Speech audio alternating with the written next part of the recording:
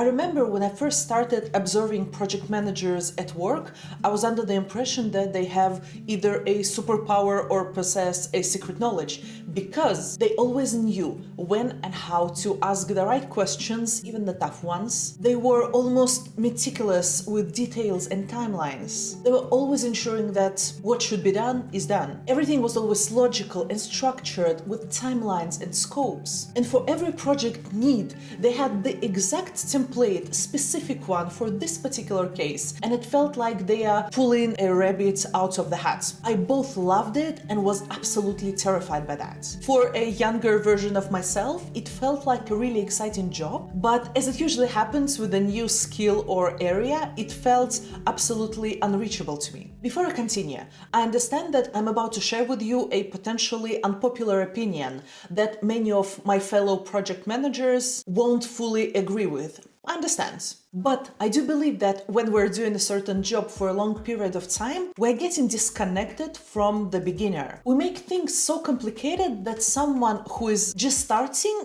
cannot relate to us anymore. And for them, our profession can look, yes, intimidating. Once I have been given a chance to work on a small project without my existing role. It's actually a really common practice if you're working in a business as an expert. Sometimes you can be involved in a project, but you can also have opportunities to lead these projects yourself. Almost every aspect of business needs improvements from time to time, and it can be in the form of a project. So of course I was super excited, I said yes, and then I went home and I Googled, and as many of us, I found about PMI and PMBoK, which stands for Project Management Body of Knowledge, one of the most widely used books for project management professionals. I was so happy because this is one book that's supposed to answer all my questions. It's supposed to tell me how do you work as a project manager? How do you lead the project? So I started reading it, and the longer I read it, the more I was like, whoa,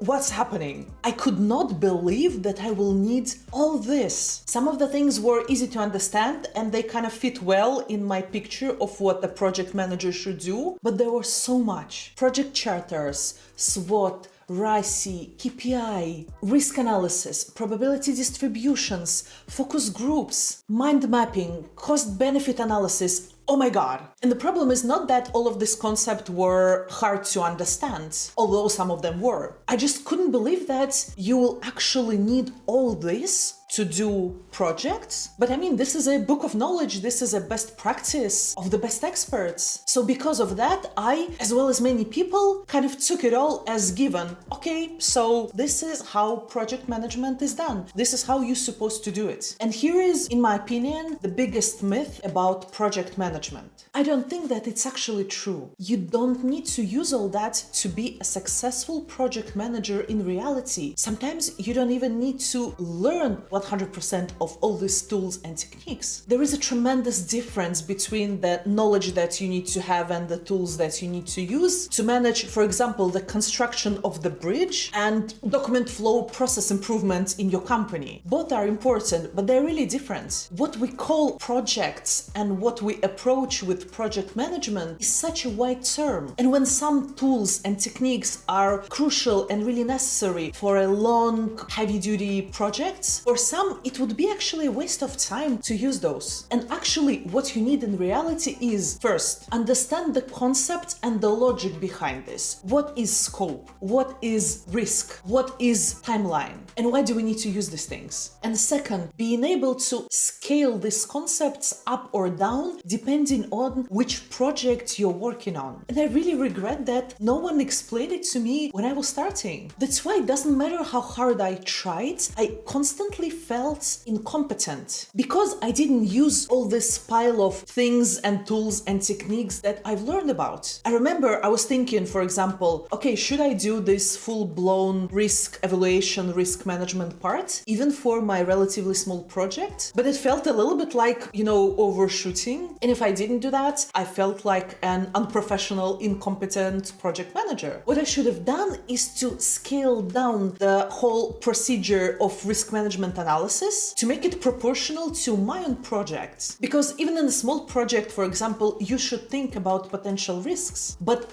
how you approach it, what tools do you use, is really different compared to, for example, if you're managing a huge, construction project. And it's just the way it is. And it's also a part of the project manager's job to know which tools to use and to what extent in order to ensure the success of your project. And I know that right now when I'm speaking about it, it feels a little bit obvious. Yeah, concepts are primary, tools are secondary. You need to see in which particular case what makes sense to use. But honestly, I didn't think of it back then because I didn't know anything about project management. I thought that this is how it's supposed to be done. I know that there are a lot of people who also starting their career journey as project managers. And I'm pretty sure that many of them are going through the same thing. You just think that this is how it's done, and when you don't do it, you don't feel competent enough. And I understand why project management can feel intimidating because there are so many things in it, so many potential tools and concepts that you could implement and use. But if you don't know something or you don't use something, it does not mean that you won't manage your project successfully, because it all heavily depends on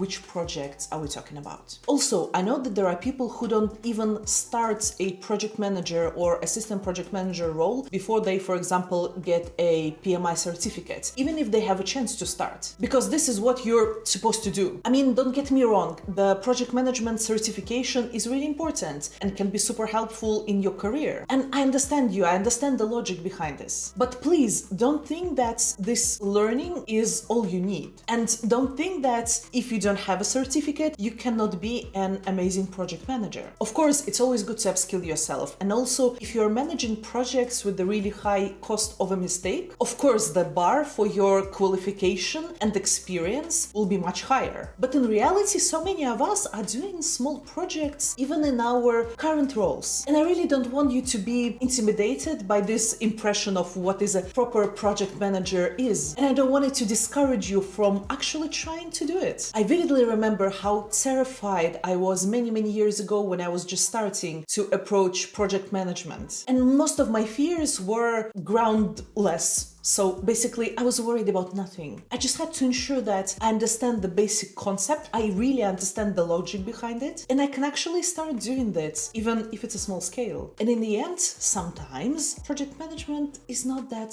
hard, it's not that complicated. Especially if you're just in the beginning of your career journey and you're doing something with a low cost of a mistake. I really hope that this was helpful. This is exactly what I wish someone would tell me when I was a beginner in project management. So that's why I'm here for you. Thanks for being with me, and I will see you in the comment section. Bye!